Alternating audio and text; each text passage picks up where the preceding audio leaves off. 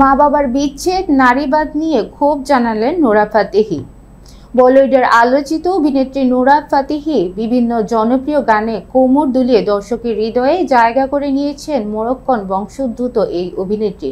কয়েক মাস আগে রণবীর আল্লাহ বাদিয়ার পডকাস্টে উপস্থিত হয়ে নোরা ফাতেহি বলেছিলেন, আমি নারীবাদে বিশ্বাসী নই, নারীবাদ আমাদের সমাজকে বিপর্যস্ত করেছে। তার এই মন্তব্যের পর বিতর্কের মুখে পড়েছিলেন তিনি। বিষয়টি নিয়ে ওই সময় জোর চর্চা হলেও মুখে কুলুপ এঁটেছিলেন নোরা। বিস্তারিত দেখুন ডেস্ক রিপোর্টে। বিষয়টি নিয়ে এবার মেসেবল ইন্ডিয়াকে সাক্ষাৎকার দিয়েছেন নোরা ফাতেহি। তিনি জানান, তার যারা সত্যিকারের নারীবাদী বা নারীদের অধিকার নিয়ে সোচ্চার তাদের এই মন্তব্য নয়, এটি পশ্চিমা বিশ্বের তথাকথিত নারীবাদীদের উদ্দেশ্যে বলেছিলাম। নোরা ফাতেহি বলেন, একটি বিষয় পরিষ্কার করতে চাই, এই সমস্যা কেবল ভারতের নয়। আমরা এখনও সংস্কৃতি ও মূল্যবোধের কদর করি, কিন্তু পশ্চিমা সমাজে বহু মানুষ আছেন যারা মনে করেন একাই সব কিছু করা যায়।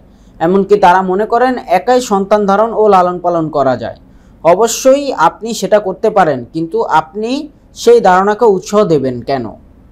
একক পরিবার গড়তে উৎসাহ দেওয়া উচিত নয়। নিজের অভিজ্ঞতা উল্লেখ করে নোরা ফাতেহি বলেন, আমি একটি ডিভোর্স পরিবার থেকে এসেছি।